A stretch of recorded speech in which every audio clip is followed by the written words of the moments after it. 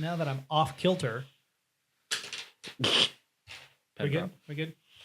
Yeah. Are we recording? Penis jokes aside, I'm proud of you guys.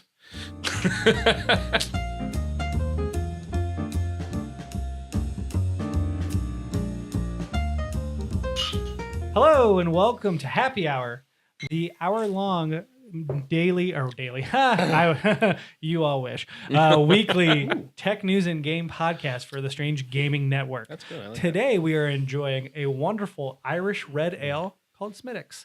Highly recommended. Yep. From Kilkenny, Ireland, Delicioso. which we will be visiting soon. Correct. That's Gaelic for delicious, by the way. We are here to bring Thank you for writing here nor there. for one entire hour. The news of the week along with our topic of the show. Before all of that starts, however, we want to give a nice shout out to our fellow friends in the Strange Gaming Network. They went and competed in the Call of Duty Championship in Vegas this week, Vegas being of the United States. Unveiling our new logo. Got a new logo, Strange Gaming, STG, along with an awesome skull thing. Redesign of the skull. I love it because it's like the skeleton dude we had. I'm going to try and wear it this entire show. I don't know if we've actually named him or not. It's weird. I'm going to call him Pedro. Don't do I that. like it. Thank you. Why? What's wrong with Pedro? Why Pedro? Because it Why not reminds Pedro? me I of... wanted something like Celtic because it reminds me of Darksiders a little bit. It reminds me of Dia de los Muertos. I mean, a little bit, yeah. So I mean, Pedro's yeah, I okay. can see the guacamole there, yeah. So over the course of the past week, there's been a lot of news flying back and forth. But this, my friends, is... Important. The import. That's how it's done. Okay. Okay. You know what, Mark? Why don't you go ahead and start us off with Epic and this artistic battle? Ooh. Oh, epic. You jumped on me there. I wasn't ready for that. I know. So, certain artists and other famous characters and things like, or famous actors and so on, have actually been coming back against Epic and publicly saying that they wish that Epic had actually, I guess, attributed them to the rights for the certain dances in particular that they've been doing, because a lot of people have called out the dances and said, yo, that's from this person or from that person, and like publicly done that on Twitter and even tagged the other person in that kind of thing. And up to this point, everyone has just been saying, yo, that's a little messed up, you know, that kind of thing. Was it the actor that played Turk on Scrubs? Yeah. I remember he came out. That's the one he talked. Yeah, he came out and talked about it. I think his name is 2 Mil.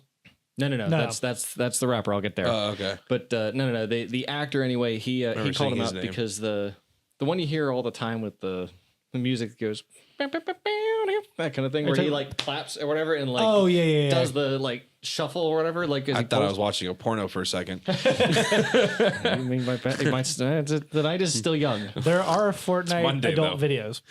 Anyway, no. So 2 Milli is a rapper anyway who has a particular dance. I honestly forget the name of the song. Or the Is name it of the Dance. floss? No. I love the floss. It's probably my favorite Fortnite dance. It's like one of the Millie original back or dances, something wasn't like it? that, huh? Wasn't it like one of the original dances they had on Fortnite? Something like that, yeah. Yeah. But I mean, I had never heard of him before reading this article anyway. But apparently, he does make money as a rapper. Obviously, he's so popular that we know him very well. I mean, popular or not, though, it should still be recognized that, you know, if you dance and make money off of my dance, Oh, 100%. you're going to pay me. Did he copyright said dance? I don't know. Can you? I believe you can copyright most artistic properties. So that's the confliction here is, can you really copyright a dance like that? Does Michael Jackson own the copyright to Moonwalk? That's a great question, I doesn't don't it? believe so. Well, I'm sorry. That sucks. Get into a different art form. Well, the thing is like everyone knows it was Michael Jackson. These guys are mad because they're not getting paid. They're not mad because they're not getting the recognition. They're Yeah. mad because they're not getting paid. Right. Which Well, is kind of my point of like, Actually, he's I don't know. I mean, to be honest, some could be said the same for any kind of art, like music or making of video games. Yeah, I'm of two minds here, because on the one hand, I'm like, if you have to seek legal protection. If you really cared that much, if you thought that all of this was going to go anywhere, then you should have protected yourself. Oh, yeah. The only reason why they're coming is because Epic is making money. If Fortnite made no cash at all, they wouldn't be after not just it. making money, But lots of money. What was that number again? $200 million a month. Yeah. Well, we'll get back there. No, it's. Yeah, I don't know. I get the ground that he's trying to stand on with this, but at least if they had done some sort of attribution and said, hey, you know, credit goes to this person, you know, kind of thing. Or if they'd even like reached out and said, hey, do you mind if we use this, that kind of thing for a free to play game kind of thing, they probably would have been like, yeah, okay, up front. And then they, you know, they wouldn't have any ground to stand on now. But Fortnite was just sort of, or Epic was just sort of like, we're just going to throw these in because that looks cool. Well, I also do think that if all they care about is recognition, then keep fighting. Like, keep putting it out there, keep hitting that wall. Eventually, they will end up bowing and giving you that recognition. Right. But if you're trying to obtain money through this, you're not getting anything. 2 million is the only one who's looking at a lawsuit. The rest of them are just like, yo, this is messed up that you didn't like attribute us to this, you know, because like, I like to use the actor anyway, like Turk from Scrubs, because I think he's funny. I enjoy Scrubs, but anyway, no, he was just like, yo, this is messed up. If they had attributed him for it, he probably been like, cool, no big deal, you know, that kind of thing. Yeah, I still think they would have said, since you recognize that was my dance, then you should have paid me for it. And that's the next step. EA is just like, look, there's nothing on the books for this right now. I don't owe you anything. No one owes you anything. And last time I checked, I mean, the reason that music is the way it is because they have made laws to protect it and they have fought to protect it. I agree with Brent in the fact that if you want to be able to copyright said dance, then you need to figure out a way to do that. Yeah. Is it a certain part of the dance? Is it the whole dance is protected? I mean, it's like words. How long it was Hilton hot or that's hot or it's that's hot or something like that. And I'm like, how you didn't make those words up? And last time I checked, like the 70s was way before your time. And I know that there's been plenty of stuff that was made in the 70s that people still use today that isn't copyrighted. Like, so at what point does the time go from being, you know, I created this to it's a brand. Which is what you're really trying to protect. Quick clarification. You said EA. You meant Epic. Yeah, that's what I meant. Sorry. I just want to make sure we're on the same page. Sorry, I got EA on the brain. I do find it interesting because I often feel like I'm the company apologist, where people will look at me and like, oh, you're just always in favor of the company. And that's not the case. No. I just definitely think that if you really are passionate and serious about this, take the legal steps, whatever that may be. If there aren't legal steps here, then actually start pursuing that. 2 million is going for a lawsuit. Well, those are the legal ramifications here. Let's see what happens. If no precedence has been set here, seek one. Yep, absolutely. So it's the only way we can go forward. Speaking of precedents, I think we all know that Microsoft is a terrible technology company. That's not true. They're fine, but their web browsers are god-awful. Always. Doesn't matter whether it's been Edge or Internet Explorer, it's always been a staple of, I'm going to use this once to download Chrome. Correct, 100%. Speaking of Chrome. So, speaking of Chrome, I don't know if anybody really knew this, but the engine behind Chrome for rendering and actually JavaScript engine's a separate thing, but particularly the rendering engine behind it, called Blink, is open source and available to the public.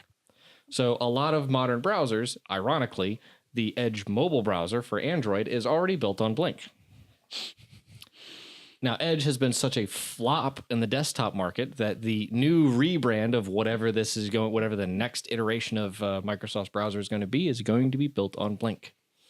They're going to use Google's open source API for this engine to build their new browser. Why not? No, I agree. 100%. Yeah, it makes sense. I mean, like tons of other browsers have been around to do this. I just find it funny that this to me is Microsoft thrown in the towel of, you know what, we obviously can't handle this on our own, so we're going to throw it out there. I actually want to find a quote from this because there was one that was actually particularly good where they talk about how difficult it is really to make a browser where I think the quote was, only like a handful of companies or whatever across the globe can actually tackle this feat. Yeah. Something like that. Well, my question is it going to eat as much RAM as Chrome does? Nom nom. Eat up that memory. Probably. Like because it's, you know, a complete new iteration of Chrome. Like literally a new process started for every single tab that you have, and then one main process to group them together. That's how it's built. If you open them both and open up 10 tabs, it forms a black hole and it sucks in your computer monitor. And this man has 100 tabs on his computer. It's ridiculous. That's why I rarely use By Chrome. the way, Navigator is my favorite. Like the old Netscape? I still use it for everything, especially banking. Is I'm joking. It's not even. I was going to say, I don't think it's around anymore. No, that's been done for a while. I was like, wow. That was I remember when they tried to block. secure. Yeah, I know, right? They tried to block AIM in high school like now is forever. So we would have to go into Navigator in order to open up AIM and change the port to be able to get it to work. Wow. Yeah. It was great. We were smart kids. I was so happy they never got rid of Navigator while we were in there.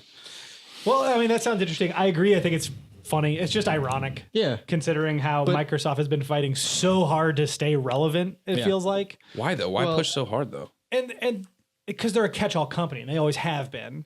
Or I shouldn't say they always have been. They made themselves a catch-all company in the 90s and have been trying to maintain that persona. Arguably, they're not the only ones. Sony was the same way when it came to hardware, and we see other companies, and then all of them are starting to find out, like, oh, it's better if we're a niche. Why do we need to be catch-all? Catch-all actually costs money that we don't necessarily need to spend. So seeing them kind of throw in the towel and be like, well, we could still do this, but let's do it more effectively. They should have talked to Sony about that PlayStation browser.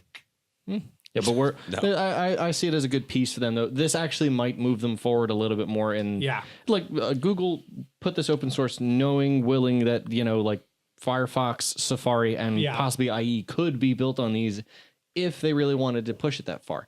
But a good on Microsoft anyway for wanting to make a better product. Well, especially considering, like you said, you joked about it, but it is considered a joke amongst everyone. No one uses Internet Explorer or Edge. There are memes about this. Yeah. What's Edge? Edge is the evolution of Internet Explorer.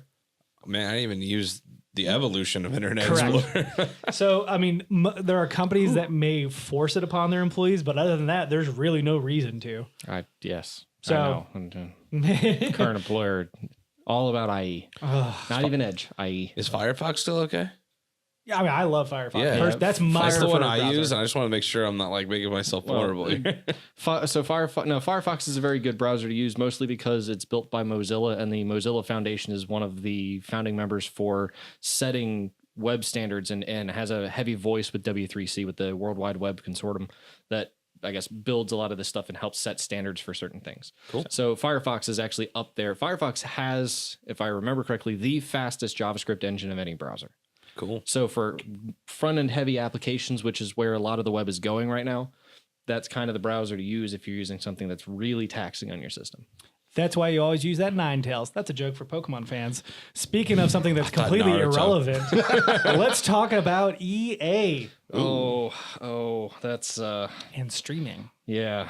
And so what they call NDAs.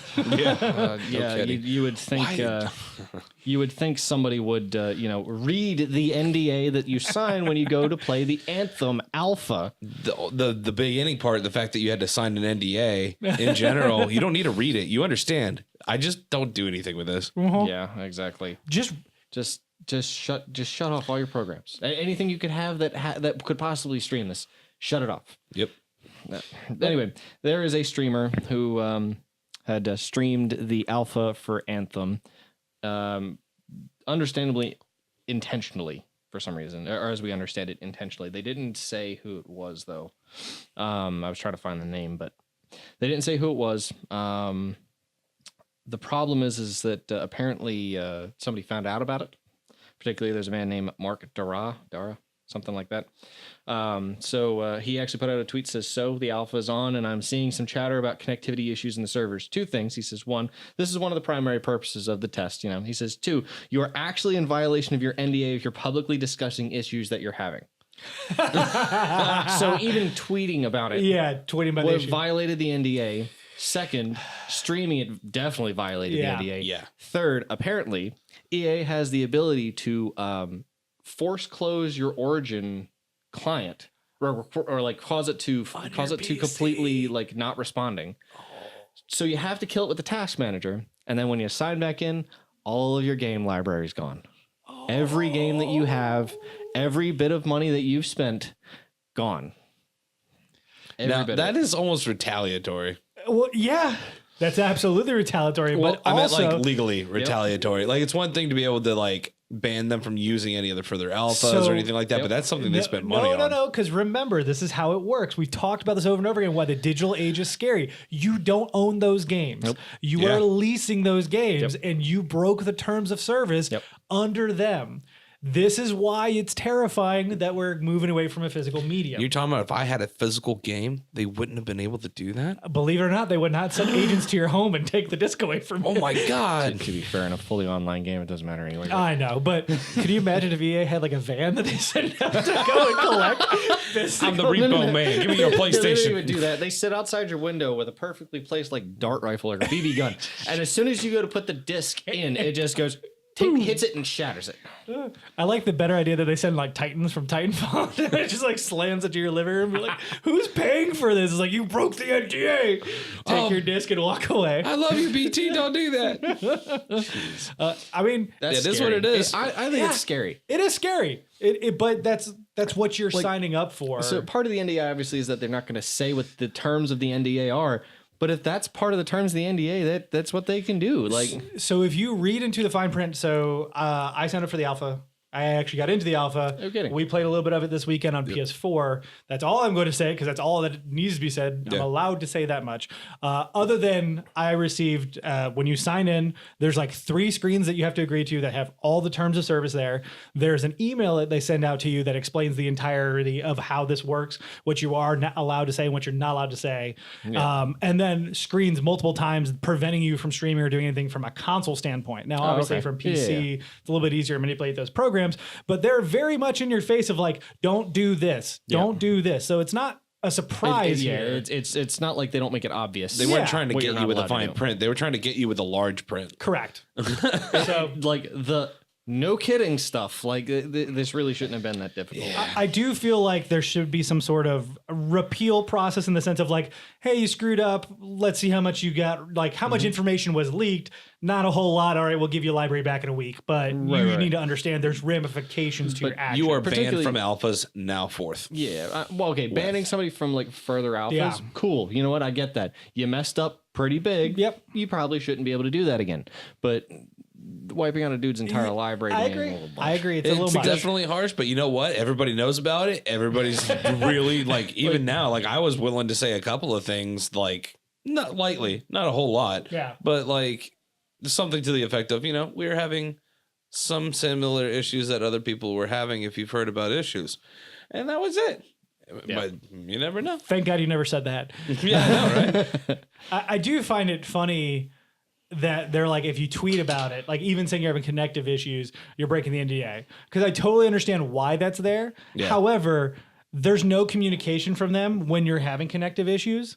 And so without having the ability Interesting. to talk to the community of like, Yeah, hey, yeah, is yeah. it just me or is this somebody else? Well, Yeah. then. And there's no community chat board they set you up with when you sign up for the alpha. So I understand there's still a contract there. There's still Legalese and all that. Yeah, exactly. No one's going to That's get them on behind it. that for that. They got them because they were straight up streaming it. Yeah. But there still should be something behind this where the players come in and say, well, you don't give me a platform to openly talk about this within a private community.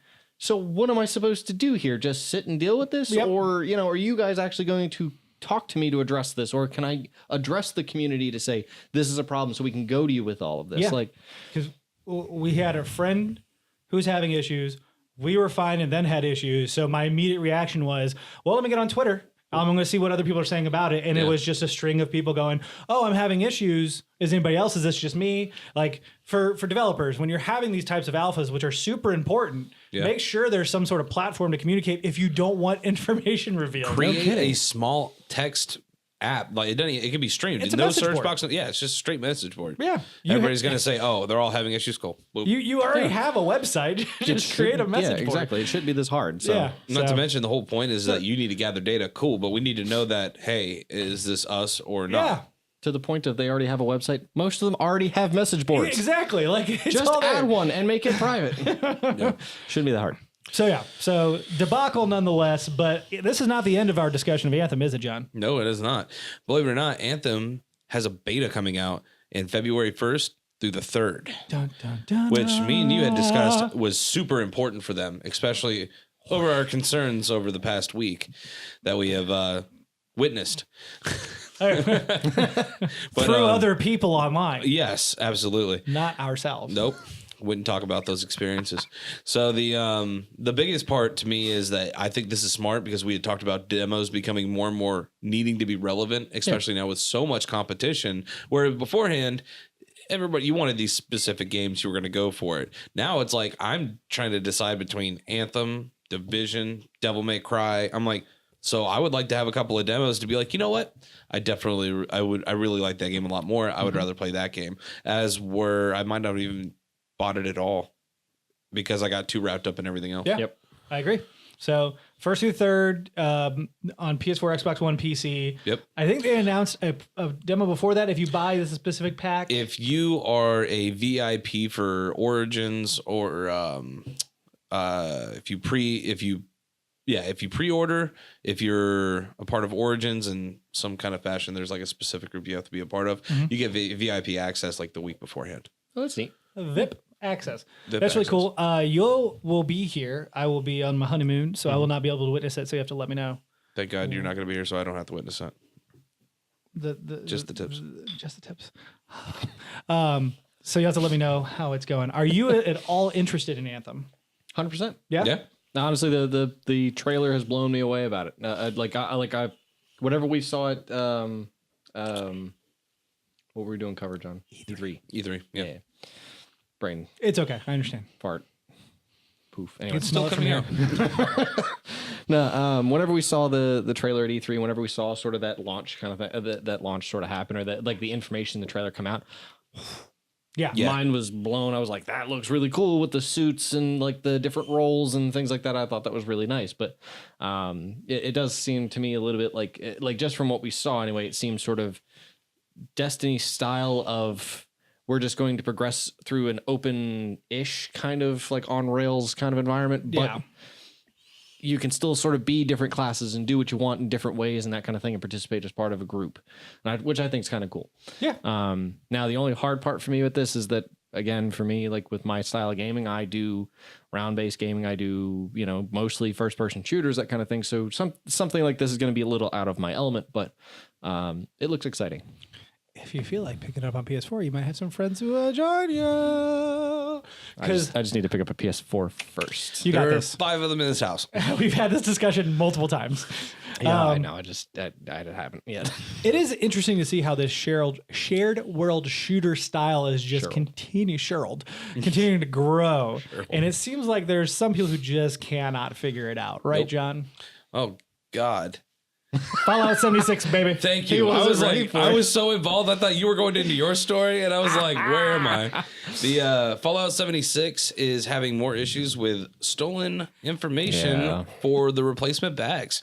So unfortunately, people were actually able to control their own tickets and other people's tickets and see their credit card information and Customer service tickets, to clarify. everything. Everything that, well, they said that the credit card number shouldn't have been Given away. but I Home addresses, email, usernames, passwords. everything was available. Yeah. Well, no, I saw some of the tweets that were coming out from this. That people were just sort of tweeting openly and being like, "Hey, why can I see all of this? I shouldn't be able to see all this. Is a little weird, kind of thing."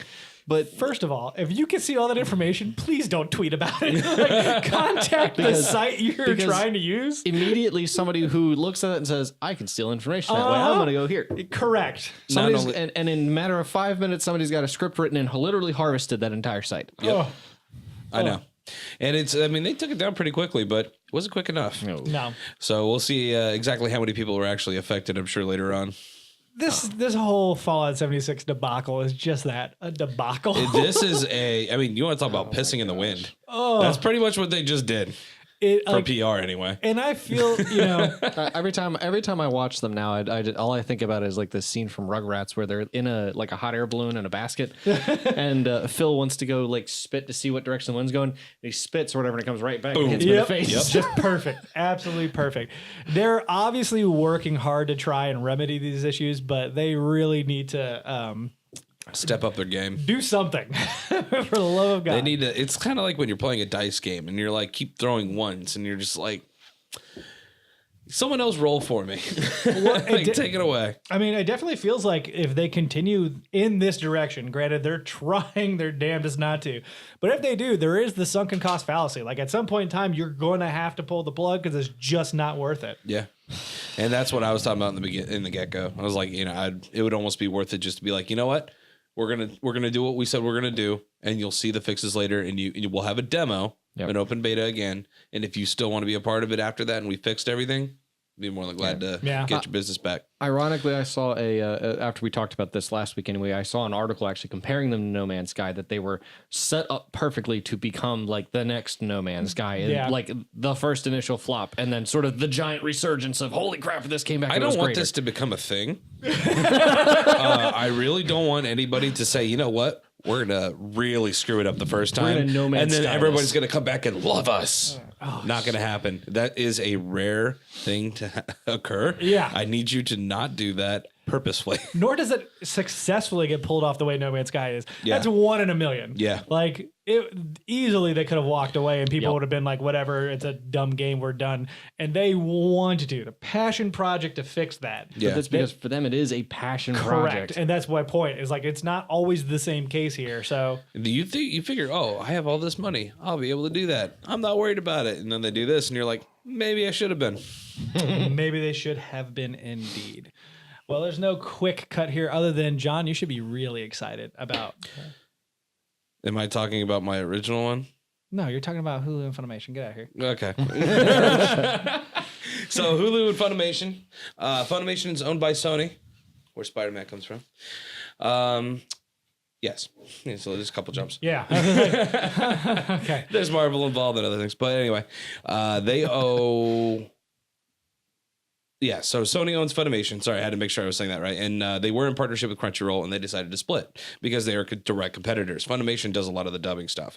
Crunchyroll, not so much. They were getting a lot of their subs from Funimation. Right. So Funimation does dubbing, which is the English over, and then Funimation or Crunchyroll's better at subbing, which means they pull anime with subtitles on faster, so they have a larger swath, and they're usually quicker than Funimation is when it comes to actually providing the voiceover. Yeah.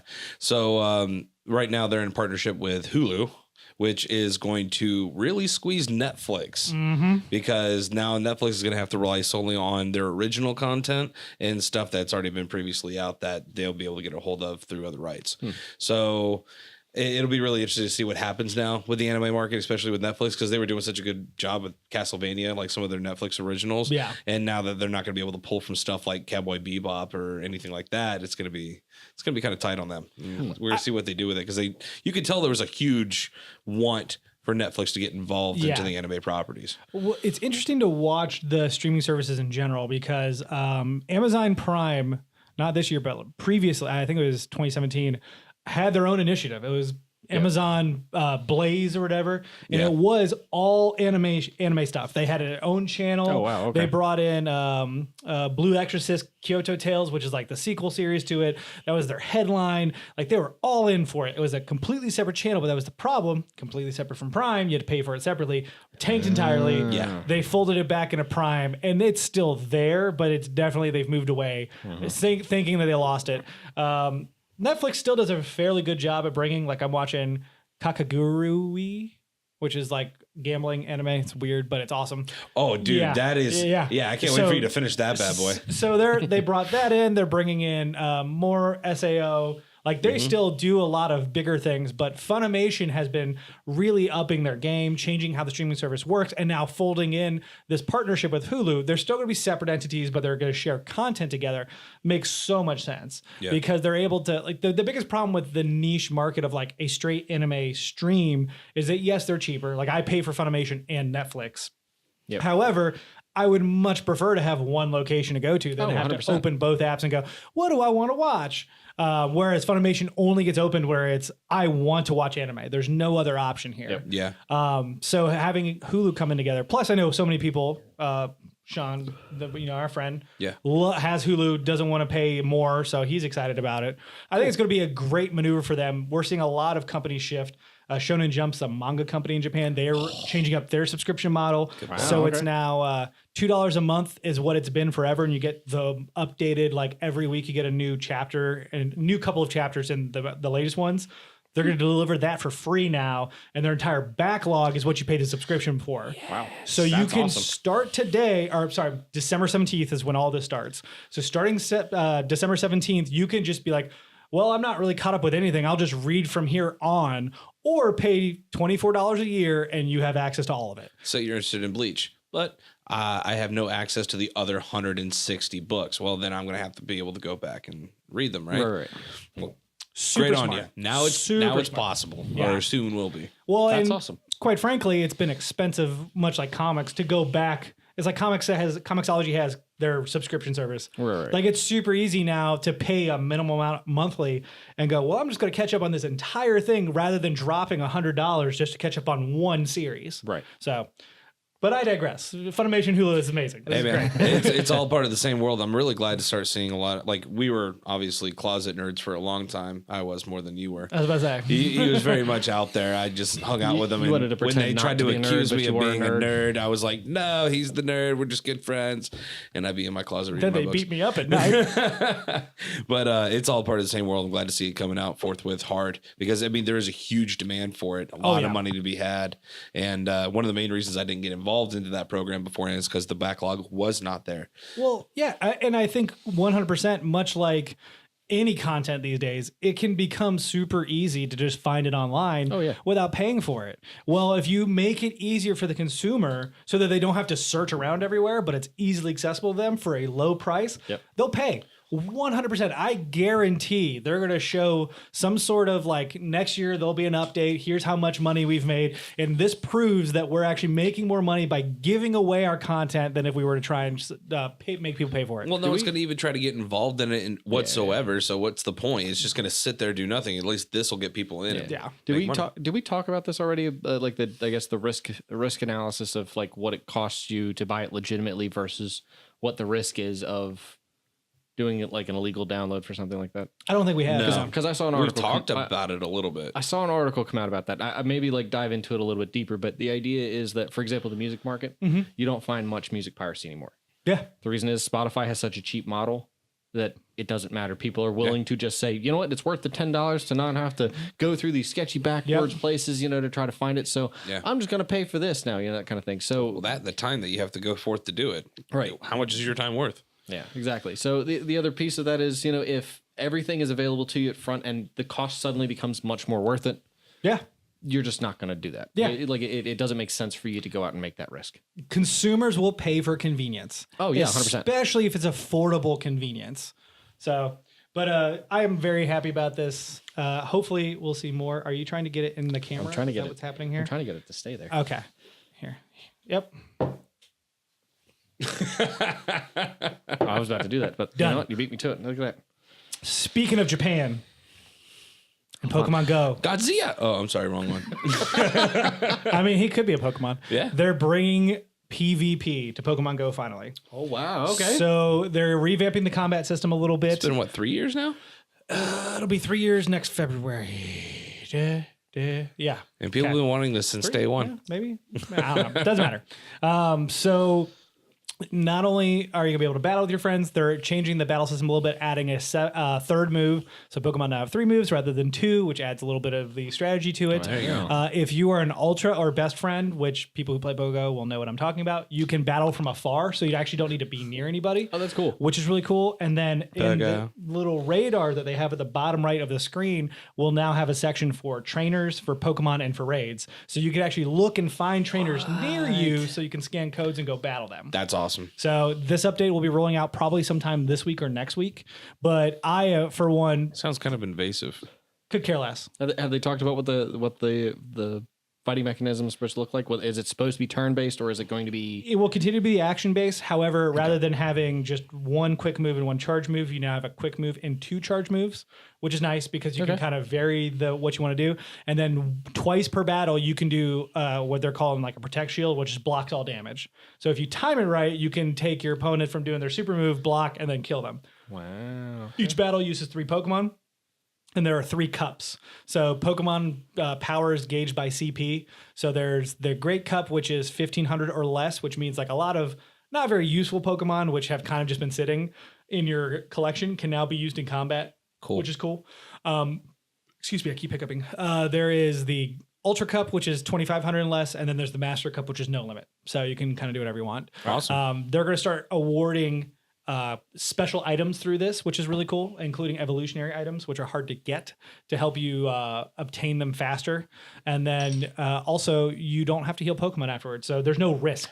Oh, so nice. you can just dive in and have a blast. So it's not like you have to try to find some Poke Center to go to, to suddenly heal them or again. use items or whatever. So it's just all right there. So. Well, you would drain items so fast Correct. It wouldn't even be funny. So it's really cool because that's so smart. They're gonna make so much money. One of the things Niantic talked about repeatedly is that they really wanted to find a way to introduce battling and trading, but they wanted to keep the aspect of go involved. Like they want you to go out and meet individuals. Yeah. And one of the biggest complaints I hear about trading right now is that you have to be 100 feet from them.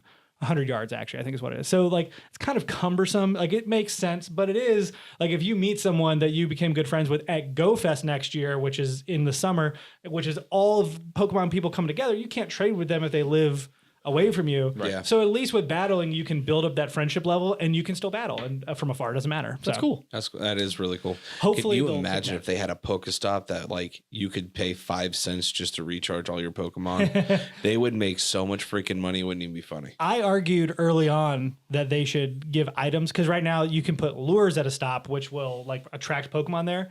You could use a similar item to turn it into an item stop, so it produces more items, or a trading stop, so you can trade Pokemon that way. But they just went a different route, which is fine. Oh, I thought you meant they were doing that. I was like, oh, that's awesome. I would have used that. I thought that would have been cool, but I digress. Still they would have cool. made less money. It seems like this is what people are like. If you just look at the community, they're thrilled for this. Awesome. It's coming out right around Christmas, which I think is great timing because everyone's gonna be on vacation. It'll be easy. So just listening to even the two of you talk about it, the two of you sound thrilled about it. So. Dude, I had a lot of fun with Pokemon Go up front. I haven't played it in a while. I just didn't have the time. I literally around work. I know you're thrilled. I had my phone on there and I would just be passing stuff, and then all of a sudden they did the car thing because people were dying. So you couldn't hit the Pokemon while you were driving, and then they would run away when you got too far. And I was like, I can't do this anymore. Can't do this anymore. But I mean, it's very cool. This has been an ask for the community. I'm thrilled to see how people react to it. See, now I'm going to see you sitting at your desk or whatever. Just two phones. He runs two phones anyway. Yeah, exactly. He's going to be fighting. Not even uncommon. He's fighting myself. Fighting himself all the time. Yep. I do that regularly without Pokemon Go. But you got other people in the office that he's also going to be. He's going to have two phones battling two other people. Yeah. On the same nostalgia bend, we were discussing the PlayStation 1 Classic recently because it came out. Yeah. But it turns out Dataminers have found ways to run all kinds of information on the hardware. They found a way where you can plug in certain keyboard and mouse setups, and it allows you to get into the emulation menu. That's you can actually data mine. They found 19 games that were supposedly supposed to be in there. They were listed as part of it and are not found in there, including some very big PlayStation classics, including Castlevania Symphony of the Night. Crash 2. Yeah, man, that would have been a winner. There were Spyro was in there. Like there was quite a few that you're like, had you gotten those, it probably would have been better. It would have been awesome. There's really no other big story here. I just found that fascinating that we've seen these classic consoles come out. We've with the NES Classic, SNES Classic. This is the first one that actually was able to like thoroughly get cracked and have information pulled from it. Because the other two seemingly are very simple. There's not a whole lot of threads left on there, I guess is the best way to put, like pulling out what could have been or what should have been. Like this is the first one that actually they're like, let's just ship it as is instead of fixing any issues. They had a plan. They were trying to get it out to market. So instead of, redoing things that was going to cost them money, they would rather just hope that no one was going to figure it out and move on. And now we can hold them those accountable. 35 games could have made that well worth it. Yeah. Oh, yeah. And to me, I feel like that's what shot him in the foot. Even if they didn't pull, like, let's take, use subtractive instead of additive. You could have taken out some of those games and replaced them. Yeah. If you had just replaced some of those games with what was on that list, Crash 2, Spyro, Symphony of the Night, like, you would have just made a better value proposition. Yep. It was obviously because... Well, it's all marketing deals. Yeah, copyrights, Konami trademarks. owns the rights to that. to Castlevania. Crash is now owned by Activision. So is Spyro. I mean, it's the big argument that people are having right now with like, should we continue forward with these classic consoles? Because on the one hand, they sound really cool. However, unless the company stayed primarily first party like Nintendo does, it's really going to be hard to get what you want. Like thinking on Rares with Microsoft now. Good luck with that N64. Oh my God, it's gonna be such a pain. Not gonna happen. But I mean, because you're missing Banjo, you're missing GoldenEye. Oh man. Yeah, I mean, good Lord. But just thinking about like Dreamcast, like Dreamcast has Jet Set Radio, which is no longer just strictly to Dreamcast. It went to Xbox at some point in time. They were running those discs on Xbox 360. It's just a weird marketplace once you get past the 90s because there's so much cross-pollination. Yep. It almost makes it impossible to get the ones that you need to sell to make the profit and to make it worth it for people getting it. I mean, look at Walking Dead once that was over. And that's the whole scare with the digital age too still. I mean, that hasn't gone away with all this new stuff. It's like, oh, well, we can't sell this to you anymore. But I bought the game. Sorry. Yeah. Can't re-download it. I'm like, but if I had it already downloaded, I could still play it. So that's the issue I'm having right now with Amazing Spider-Man on Vita, which is a terrible game. It's not very good. But the other day I was like, I just kind of want to play it because I have it. I went to the store. It's not there. It's delisted. I have to dig into my download list, which on Vita is done by purchase date and you can't reorder it. So it's like... I imagine it was a lot like the time my buddy decided to go back to the first YouTube video he ever watched. Because, by the way, there's a list of those. There is a list of those. He sat there for 20 minutes and... well, we opened up with talking about Epic. I figure we can end talking about Epic with the important... they're opening up their own game store.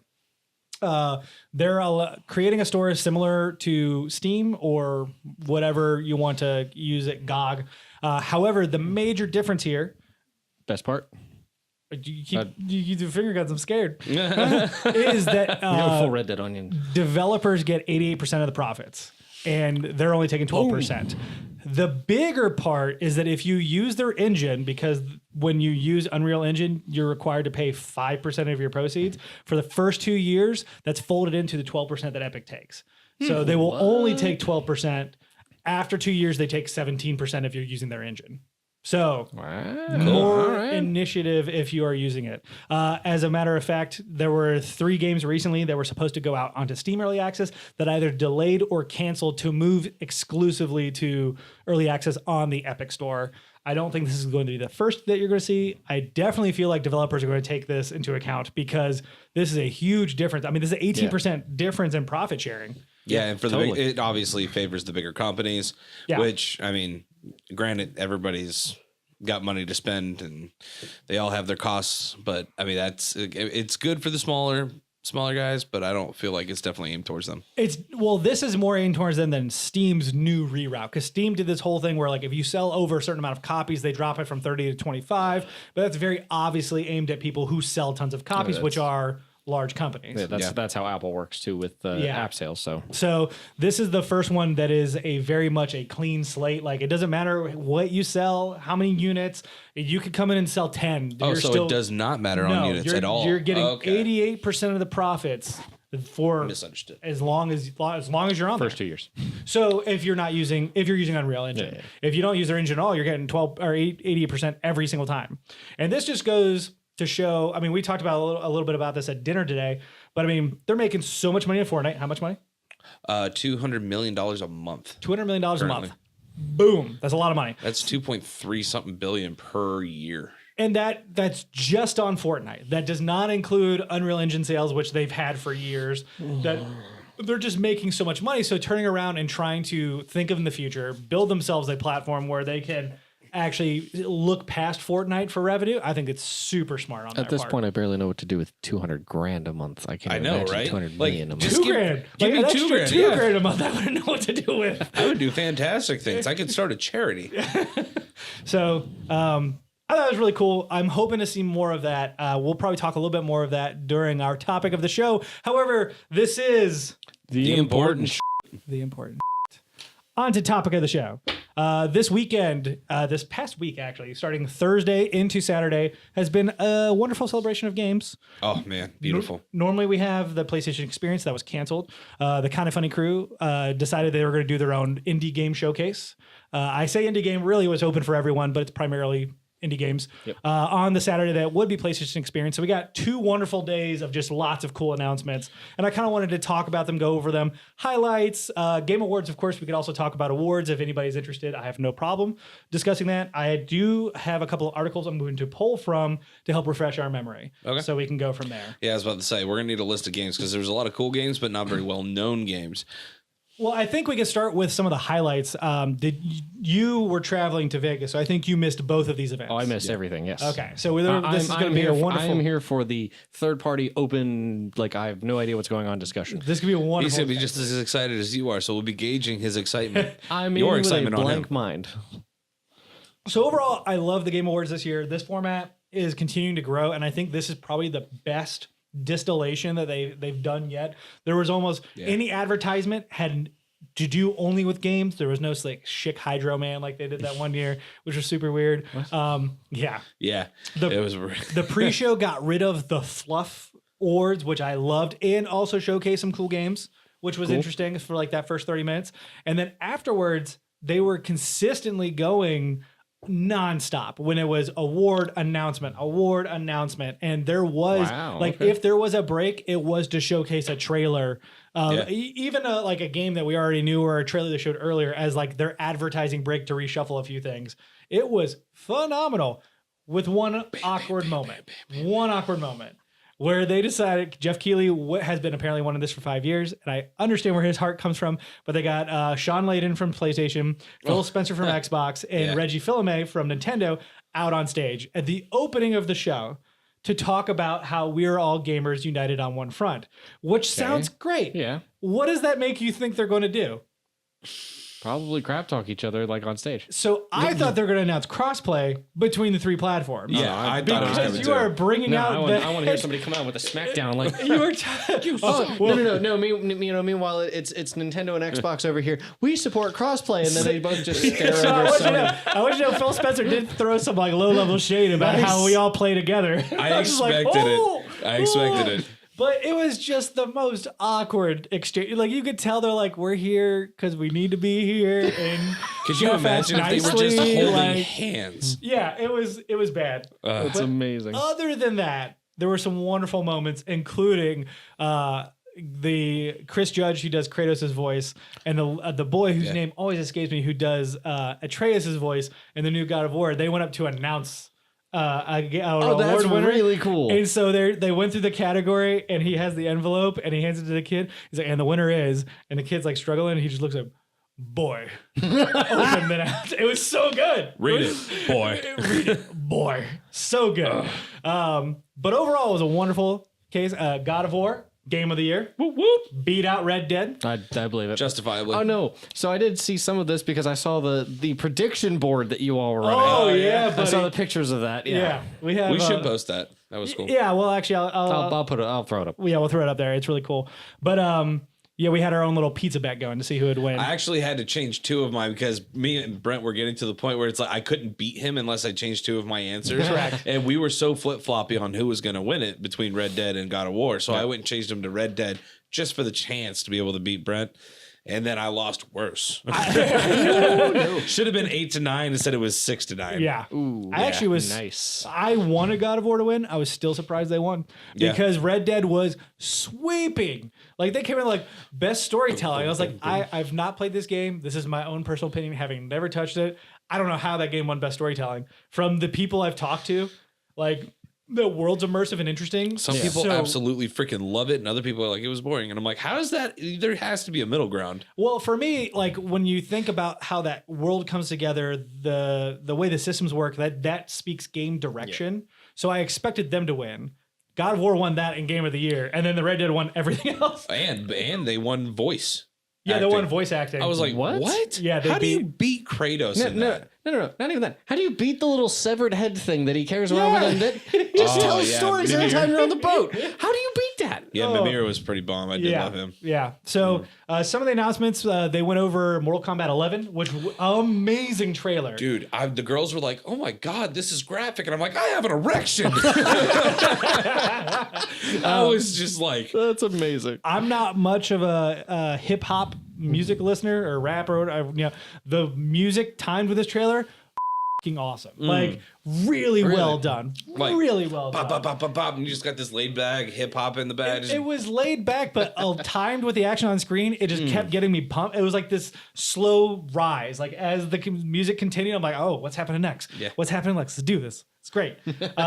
If you haven't seen it, we should put a link on it, and you need to watch this because it was awesome. The Russo brothers came on stage to make an announcement, and then the entire stage cut out. So everyone's like, "Is this the Avengers trailer? Is the Avengers trailer?" No, it was not. It was actually a reveal trailer for Persona 5's main character coming to Smash Brothers, which was huge. Which was also so massive, but at the same time, like, let down. Just completely unexpected. And once again, I love Jeff Keighley, but the timing of that with the Russo brothers, I was like, you should have done that with any other announcement. Because the second it broke, our entire room was, okay, here's the Avengers trailer.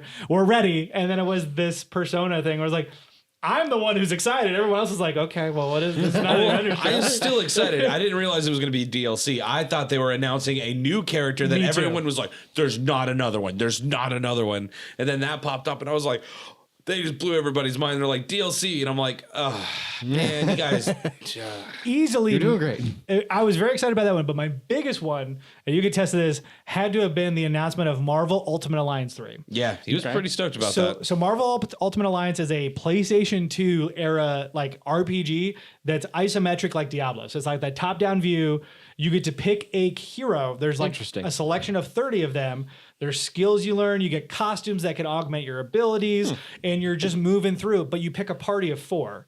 Or you play with your friends and everyone picks their own hero and you go on adventures. Now that's interesting. And so they announced this new one. It's coming out. It's got a little bit like more cartoony graphics. It involves the Black Order, which is from Avengers, Thanos and all that, exclusive to Nintendo Switch, which was a huge deal. Wow. Big deal. So the fact that Marvel's not only coming out swinging, this is the second Marvel exclusive game. We have Spider-Man on PS4. Yep. And we have this on Switch. Yep. Something's coming for Xbox eventually, I guess. We'll find out. But you could not. Nobody would really care. Nope. I don't think so. You're not wrong. I do think that this is very interesting to watch them kind of grow with we're not going to make games on our own. We'll just trust the right company and we'll trust the right production house essentially to help create the game. So we'll see what happens. That was you were like so fanatic about that. I'm like, it looks okay. I'm not a Diablo person. So. Get out of here. It is what it is. I was going to talk about what you were excited about next, but I think I'm going to skip it. Okay.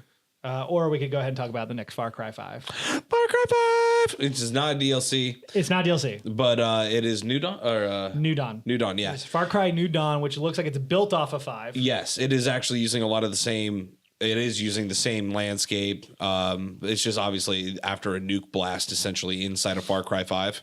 Spoilers. Spoiler alert. If you haven't played that game by now, you should. It is a very good game. It actually kind of hits home a little bit. By the way, one of my favorite parts of Far Cry 5 is just fishing. And I hope you can still do that in this game. And they're not mutants. But just do it and you'll understand. I really hope they're mutant fish, though. I do too. You see eyeballs. like some of the fauna and stuff like that. They're like different colors. It actually looks... Have you seen the Rage 2 demo?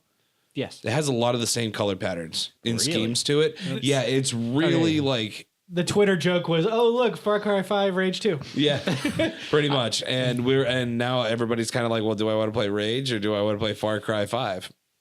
Part 2. And I'm like, it's $40. Yeah, which I think is great. Wow, which is cool. I'm thinking they should have, if it is actually a full-on game, I think it should have sold it for $60, regardless of using past stuff that they built before. I don't think that's a problem as long as it is a new story. It's new. There's everything. But they were probably able to keep a lot of the cost down by not having to redesign an entire which everybody else landscape. feels like they need that cost being brought down on them. But technically, if it's actually a solid sequel, like say you're playing Kingdom Hearts, where they have to redo a Mickey just to make you happy. No, but just because the price point is $20 less doesn't devalue the game. The game is still just as valuable. And that is another part of the conversation that we had, is that it doesn't necessarily devalue it, but we need to break that barrier, but it doesn't necessarily mean it's not actually worth that. And I'm wondering why they went with that price point. I think 100% is because it was cheaper for them to develop and they're trying to become more competitive. And we've seen this with them doing For Honor and Rainbow Six Siege, where it's becoming these long tail games that have free to play or aspects of free to play in it. Like they're trying to make it so that not everything costs $60. They want to be more competitive. And I think this makes sense because I guarantee in the next gen, if game costs don't go up, we're going to see smaller games. And I think the next Assassin's Creed is going to be even bigger. It's going to have to cost $80. Yeah. I wouldn't actually disagree with that. But at the same, when is it supposed to release? February 15th. That was getting That is exactly why. Because they need to be able to be competitive in that February-March lineup that they're wanting to release this game. Yep. There's no way they were going to be competitive, I think. I mean, Far Cry is a huge game. Yeah. It's still one of the best-selling games on the PSN, as far as I know, of all year. I think actually it was like third. I mean, it's one of the biggest sandbox games out there. Yeah. Yeah. Well, and not only that, Ubisoft remarkably top sales every year. Yeah. What was it? Ghost Recon came out, the Wildlands, and that was a game that most people were, as far as I had talked to, were like, it's pretty good. One of the highest grossing games of 2017, like consistently. It out of nowhere. No one ever really talked about it. It came out in 2016, by the way. Yeah, one of the highest grossing games of 2017. Interesting. Like, that game is just insane on how much money it makes. I have a friend at work that's still playing it, like hardcore, because they still update it. And they had a Predator DLC, by the way. That's kind of my point. Is like Ubisoft is trying to develop enough fanfare and to keep people in their games. And I think that going with that price point, I think you're right. $40 in February, because for whatever reason in the human brain, you could justify, well, I could spend $100. I could buy this in another game. Yep. But I can't spend $120. That's way too much. But $100 makes perfect sense. Yeah. Until every game is $100. Yeah. It's like, and you're like, oh, okay. Well, 120. All right. Well, 120 doesn't sound that bad. Plus tax. I'm going to read this name because I always forget. The original creator of the original Assassin's Creed, Patrice Desilets. I'm done. Yeah. Patrice D. It's a French name. I apologize. You can find the name right here, right in the comments or the description above. Not even in the description. Literally the on screen. To the right. Literally right. Well, actually, I'm gonna say here. Okay. Here, because it's gonna be above the Strange logo. Desilets. Oh no, I can't pronounce that. Okay, there we go. He has been teasing a brand new game called Ancestors, the Humankind Odyssey. Revealed some actual gameplay of this, in which it was you controlling a bunch of apes. So through different timelines. It's going to be really weird. Different stages of the humanoid process. That's all we got. What? Yeah. That was a good time. Well, which, by the way, everybody was super hyped about, and then that happened, and I'm like, I don't know how I feel about this show anymore. Like, it definitely started making me feel weird things. They also showed off Rage 2 with a release date, which is in May 14th. Looks smart cool. on their part. Yeah, get the hell out of that time. And frame. Separate yourself from what apparently is Far Cry's preamble to Rage 2. Yeah. Rage 2 looks like it has an identity crisis because the people who played the original Rage don't want Rage 2, but there's so many people who look at Rage 2 and are like, oh, this looks really cool. Well, they want Rage 2. They just don't want that Rage 2. Correct. Like, because the original Rage was very grungy. It was very dirty. It was a post-apocalyptic world. It felt like it. It was rusty as all get It out. felt a very serious version of Borderlands if you removed all the comedy. But when people show me that game, I'm like, is that Rust? Are you telling me that in the original Rage they wouldn't have Andrew WK performing? That was horrible. You know what's funny thing is I love Andrew WK. And I can't believe they did that. It's okay. It was a weird E3 thing they did. I was like, well, okay, put Andrew WK on stage. That whole E3 was weird. Moving forward, we finally got the tease for Dragon Age 4.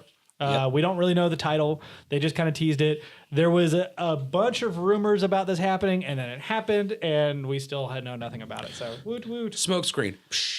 Not the Russo brothers. The people who make Stranger Things are called the Donner brothers, and they came on stage to announce Stranger Things 3, the game. Mm-hmm. Game? Yeah, it's like a 16-bit game. So they released a mobile game a while ago, which was kind of cool. This looks very similar to that, but in 16-bit. So. Cool. Okay. We'll see. I'm interested. The really big one, I think, for most people, and this is kind of looking at Twitter and social media after the fact, is the announcement that Obsidian is releasing its own first-person game. And Obsidian's the original developers of Fallout 1 and 2, before Bethesda bought the rights. They're releasing a game called The Outer Worlds, and this looks like, from what everyone's saying, Fallout New Vegas set in space. Which is going to be cool. Interesting. So it looks really cool. One of the interesting systems I thought was really cool is that over the course of the game, as you level up your character, you select fears. So you may select a fear of a specific enemy or of fire or of whatever. And that fear means that you will be crippled by that because of anxiety. So if you come across a fire breathing enemy, you will take more damage from that. However, if you take down that enemy, you get larger gains for overcoming your fears. I am definitely going to not tell it I'm afraid of spiders. Me too. Yeah. It looks really cool, though. It looks like a fun game. Yep. And I think that's really kind of it. There's some other announcements, but those are the big ones that stick out in my mind. Yeah? Yeah. Right. Nothing else. Okay. Was there something else you wanted to Do you bring want to up? talk about something, John? No. You sure? Nope. Okay. Well, then we'll skip on over to the... He said no, he's not sure. I'm fine. Move it on. Move it on? On what? I'm totally okay if you want to bring up something else. Nope.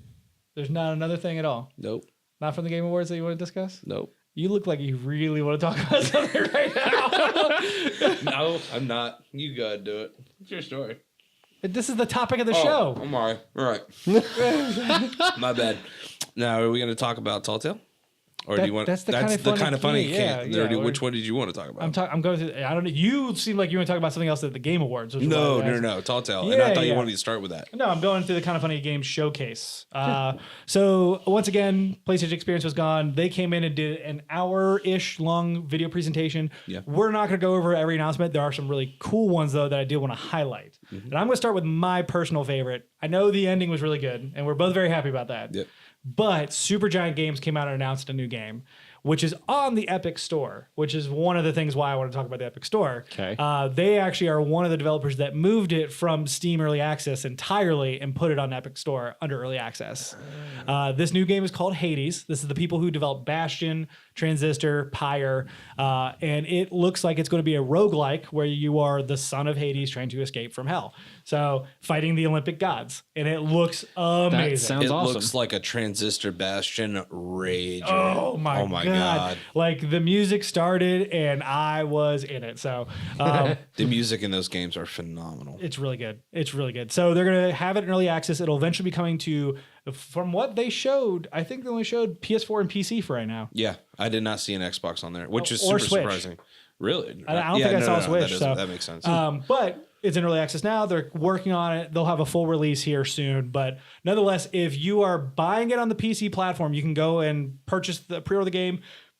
That will give you early access and you can start playing now. There are so many people talking about it on Twitter. It looks amazing. I'm trying to stay away because I'm going to buy that game. I'm going to devour it. It's surprising because Xbox actually had because Bastion came out on PC before it did consoles. It came out on PC and Xbox. It actually came out on 360 first. Oh, really? It was part of Games of Summer, then PC. And we weren't playing 360. That's why you Correct. played it on the PC, and then it came out. Correct. Yeah, that's right. Super Meat Boy Forever got its release date finally, which looks super good. It looks punishing as all get out. It looks. The first one wasn't punishing enough. So this one's weird because it's an auto runner, but it honestly, from every little bit of gameplay I've looked at, it looks great. Like I don't think they're doing it wrong, which everybody's kind of concerned with because you think auto runner, you think mobile, kind of trying something different than yeah. So that looks really good. It looks like it's gonna be crazy. Housemarque announced their new BR, which is great and saddens me at the same time. Housemarque makes wonderful 2D shmups, which would be not Helldivers, I almost said Helldivers, which would be I can't think of the names right now because you put me on the spot. oh my god, Resogun's 1, and then they've got oh my god, it involves zombies. It's freaking Dead Nation. Dead Nation, yeah. Dead Nation, and then Alienation. Like they just do all these 2D shooters that are wonderful, and now they're moving to a 3D space because 2D shooters don't sell, and it makes me sad. Yeah. It's a BR. It looks fun. It's got a moving away from simply being the nitty gritty. You only have a pan and I don't know. It's more futuristic. You have jetpacks. Right. It looks interesting for that matter. So I was kind of excited about that. I'm glad to see them doing something different instead of just folding them. Agreed. Celeste and Windjammers are getting physical release, which is kind of cool. Yeah, log jammers. Yeah, along with Danganronpa Trilogy coming to PS4 in its entirety next year. Which they were behind the ball on that. I'm wondering if something else is coming down the pipeline here soon because I hope so. But it's not going to happen because that guy left that studio. So. Danganronpa. Falcon Age for PlayStation VR was given a new trailer, which was unbelievably amazing. A super weird game, which we're either going to include in the description or you're going to find it yourself. Yeah. Ape Out. You look at have that to game. go look at the trailer because you are an escaped monkey in what looks like a medical facility, but it's a mixture in like a high-rise building. In a high-rise building. Did you ever play Hotline Miami? No, I've seen it though. Yeah, it's that, but you're a monkey trying to escape. So you're literally running around like grabbing people and like and launching using their them. gun to fire and like throwing them against the wall. Using them as body shields. It's insane. It's amazing. It and was like pretty the great. splatter, the way that art is on that is so cool. Like watching it at first, I was like, "What? Oh, wow, okay." It's just like I remember my face being like, "This is gonna be awesome." And then really, there's only two other major ones I think are worth talking about. One of them being Judgment, which is coming from Sega. It's the Yakuza team.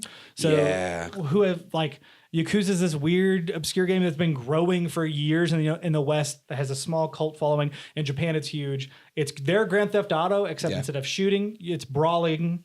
And instead of being a gigantic open world, they're literally like, here's a city block. That's all you go on. But the city block is densely populated with side quests and stuff to do and a huge story. Like, I mean, they're like 40-hour games.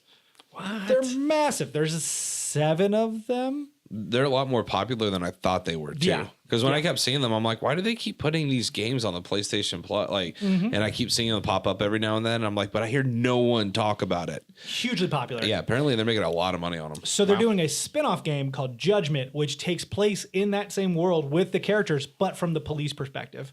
So you're an undercover detective trying to solve stuff. So it seems really cool. Yeah, check out the trailer for that one too, because that one is actually really interesting. It looked good. And then they ended it with an announcement from Skybound Entertainment that they have recruited 40 of the original staff members from Telltale Games. They're currently working on season 3 of The Walking Dead, and the next episode will drop on January 15th.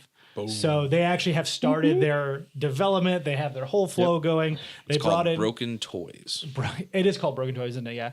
I think it's really interesting to hear only 40 members because on the one hand, they laid off 225 total. So 40 seems small. But my hope is that this is actually optimistic news that the rest of them actually found jobs. And that's why they didn't come back. Agreed. Okay. So that would be the kind of way I interpret it. I could be wrong. I don't see anybody not taking at least the job to supplemental finish money it to off. give them more time to be able to find something, or they literally left. Yeah. Yep.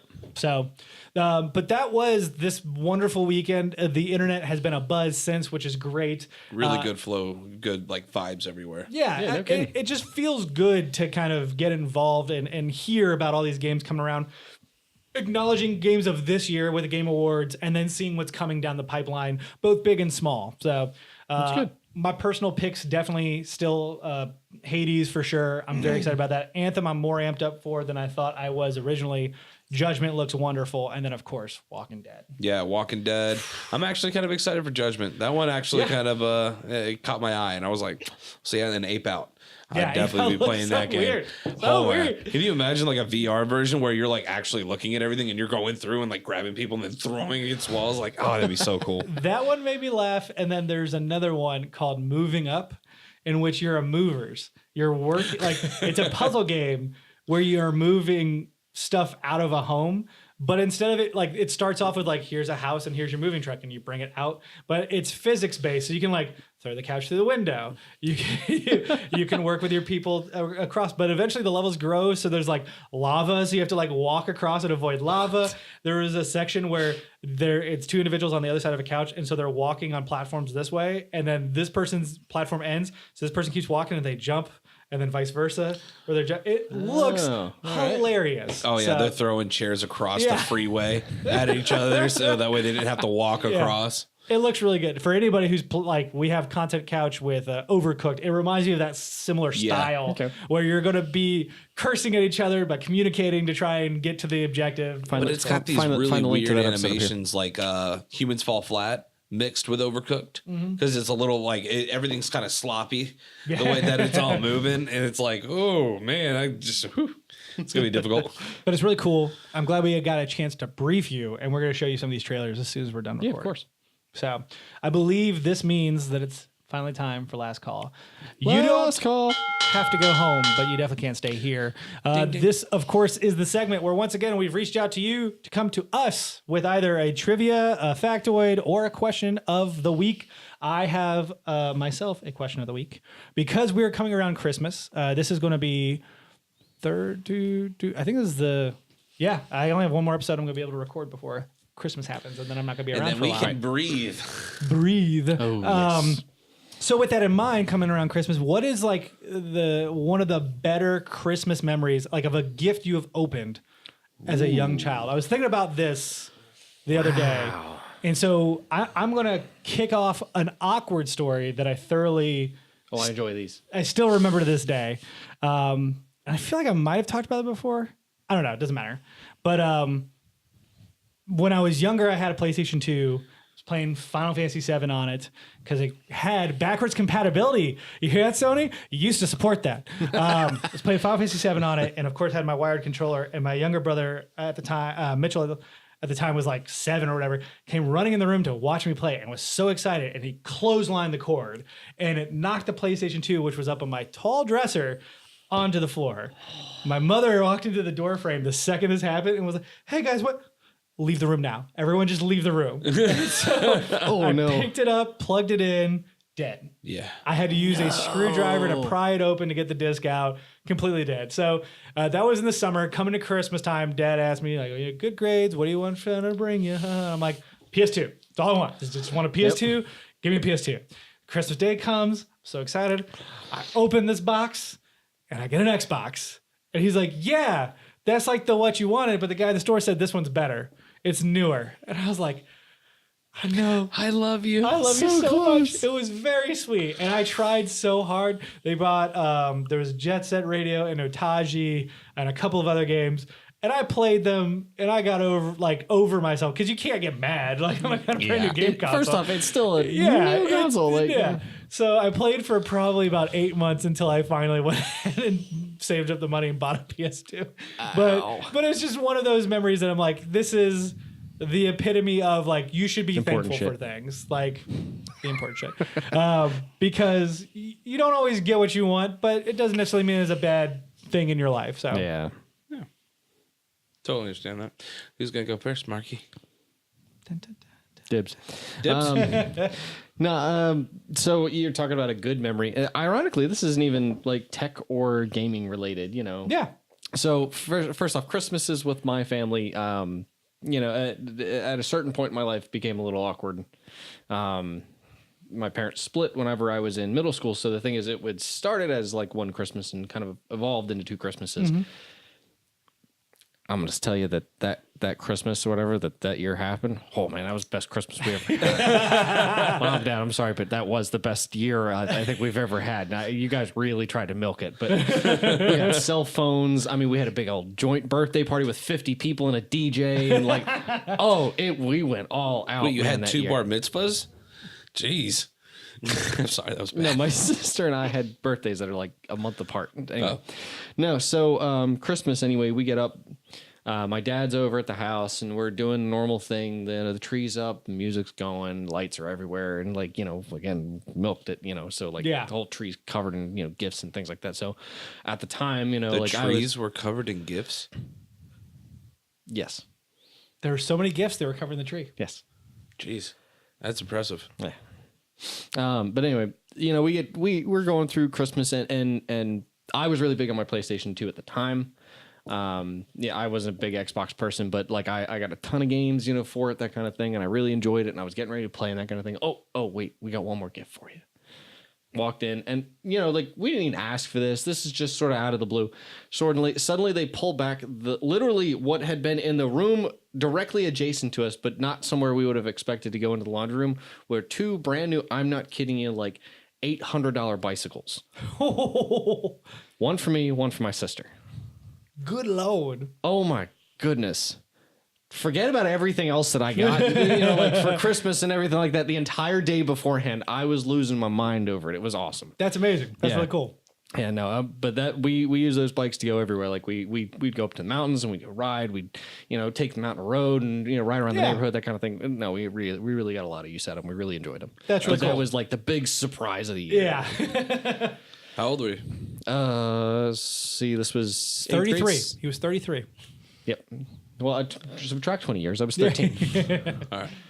I want to say one of my worst memories, and I actually learned about patience from this, and not to do things, not to get caught with my sister ever.